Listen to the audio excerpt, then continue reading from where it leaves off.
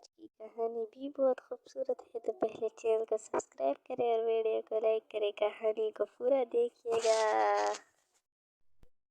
लड़की वाले आ गए। कामिनी का वजन बचपन से ही थोड़ा ज्यादा था। सब उसे क्यूट क्यूट कहकर बुलाते थे। कभी किसी ने चमली बेबी का नाम दे दिया, तो उसके माँ बाप ने भी कभी इस बात पर ध्यान नहीं दिया कि इतना ज्यादा वजन होना ठीक नहीं है। सब हंसी मजाक में ही डालते रहते हैं। और अब उसकी शादी की उम्र हो गई और रिश्ते की बात चल रही थी। पता नहीं इससे कोई लड़का मिलेगा भी या नहीं। इतना ज्यादा वजन है इसका, फिर भी इसको ये समझ नहीं कि कम खाए। क्या आप देखो भैंस की तरह मुंह चलता रहता है। कामिनी अपने लिए बचपन से ही ऐसी बातें सुनती आ रही थी और अब उससे बर्दाश्त नहीं होता था। मुझ में नहीं है समझ, आप पे तो थी ना। जब मेरा वजन इतना बढ़ता चला गया तब ध्यान क्यों नहीं दिया? इसमें मेरी क्या गलती है?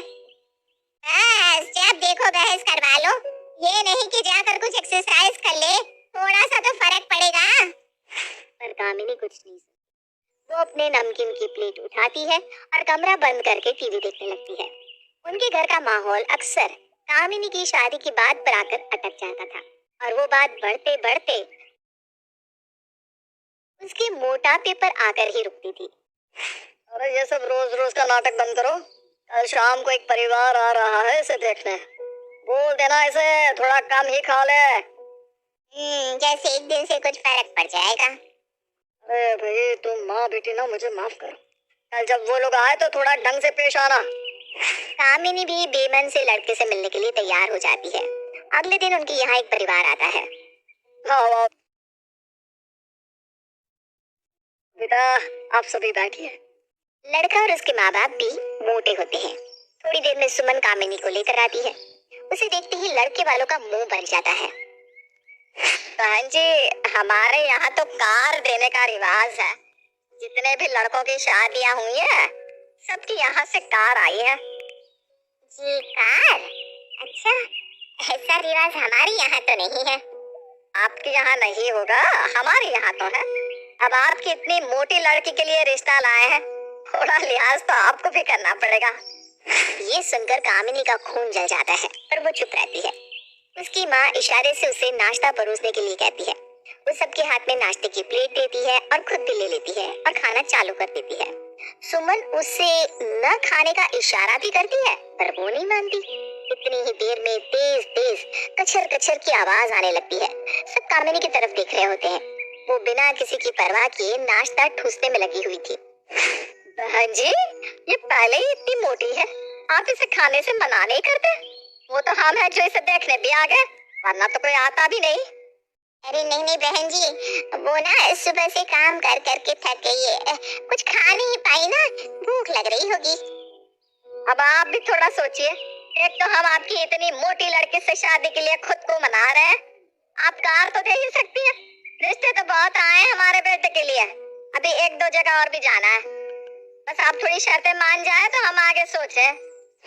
कामिनी जो अपने खाने में मस्त थी, खाते खाते एकदम से रुकती है और प्लेट रखकर खड़ी हो जाती है। क्या क्या कहा आपने? क्या मोटी मोटी लगा रखा है तब से? खुद को देखा है? भैंस कहीं की, अपने गेंडे जैसे बेटे को देख पहले, फिर मुझे बोलना। तब से बैठे बैठे सब ठूस रहे हो और मुझे मोटी मोटी बोलने जा रहे हो। कामिनी बेटा, ऐसे कैसे बोल रही हो? पापा आपको मेरा बोलना बुरा लग रहा है। इतनी देर से ये लोग मेरी जो बेइज्जती कर रहे हैं, आप वो नहीं सुन रहे? चलिए आप लोग निकलिए यहाँ से। आए बड़े कान लेने वाले, चलिए चलिए।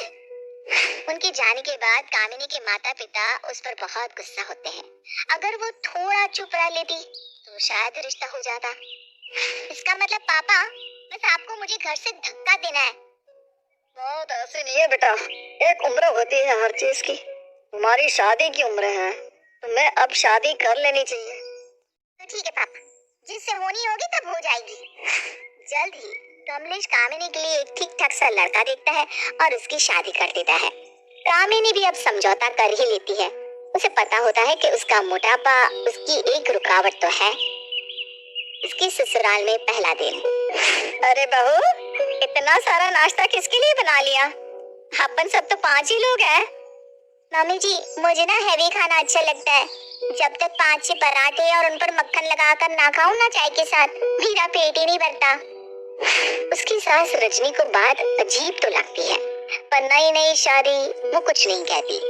जरा सी देर बीतती है, फिर वो वापस रसोई में घुस जाती है। अरे बहू, अभी तो 10 ही बजे हैं, अभी तो नाश्ता किया है, तुम वापस रसोई में क्या कर रही हो? माँ जी, वो ना भूख लगने लग गई, सोचा फटाफट पाव भाजी बना लेती हूँ।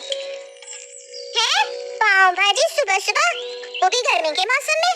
अरे भाभी, इतना मत खाया करो, पहले ही इतनी मोटी हो। कामिनी को अपनी ननद की बात बहुत बुरी लगी। वो रसोई में चली गई, पर रात को उसने अपने पति सूरज को सब बताया। हाँ तो सही तो बोला उसने, तुम मोटी तो हो ही ना। देखो सूरज, तुम ना मुझे ऐसे मत बोलो, ये सब पहले देखना चाहिए था। अच्छा ठीक है, सुनो, कल शाम को एक पार्टी में चलना है सबको। ऐसी साड़ी पहनना जिसमें तुम मोटी ना लगो। कामिनी को अपने लिए बार बार मोटी मोटी सुनकर बहुत बुरा लग रहा था। उसे अभी ससुराल में 1 हफ्ता भी नहीं हुआ था। वो बहुत चुप रहती थी। अगले दिन सब पार्टी में जाने के लिए तैयार होते हैं। अरे भाभी, कितने मोटे लग रहे हो आप, कोई और साड़ी नहीं है जिसमें आप थोड़ी तो पतली सी लगो? हाँ कामिनी, बहुत ज्यादा मोटी लग रही हो।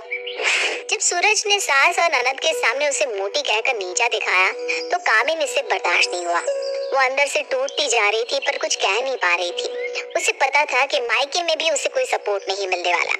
एक दिन पड़ोसन के यहाँ से भजन कीर्तन का बुलावा आता है। माँ, हम तीनों जाएंगे ना? हाँ, तीनों को ही तो बुलाया है। माँ, मुझे ना भाभी के साथ जाने में बहुत शर्म आती है, इतनी मोटी है, सब बहुत अजीब तरीके से देखते हैं। मुझे तो इनके साथ खड़े रहना भी पसंद नहीं है। हाँ बेटा, इसके साथ जाने में शर्म तो मुझे भी आती है, पर अब तीनों पड़ोसन के यहाँ पहुँचते हैं। अरे आओ, कामिनी भी आई है, बैठो बेटा। उसके यहाँ चाय नाश्ता लगता है। कामिनी थोड़ी सी शर्मा शर्मी के बाद अच्छा खासा नाश्ता करती है। सब चोर निगाह से उसे देख रहे होते हैं और खुसर पुसर कर रहे होते हैं। सुशीला थोड़ा ताना मारती हुई कामिनी से कहती है, अरे बहू, तुम्हारा पेट भर गया हो तो यहाँ आ जाओ। लगते है कि कहाँ इसे कुछ आता होगा। आज तो बहू नाक कटवाएगी, पहले तो ठूस ठूस कर खा लिया कि इतनी मोटी को जगह तो ज्यादा ही लगेगी। ये जोश में गई तो है, पता नहीं कितने भजन आते होंगे इसे। सब कामिनी की तरफ अजीब तरह से घूर रहे थे। कोई उसके मोटापे को देख रहा था, तो कोई उसने कितना खा लिया उसकी बात कर रहा था। तभी ही बहुत सुंदर तरीके से कामिनी भजन गाना चालू करती है। जैसे जैसे वो गाती जाती है, वैसे वैसे कमरे में सन्नाटा सा छाने लगता है।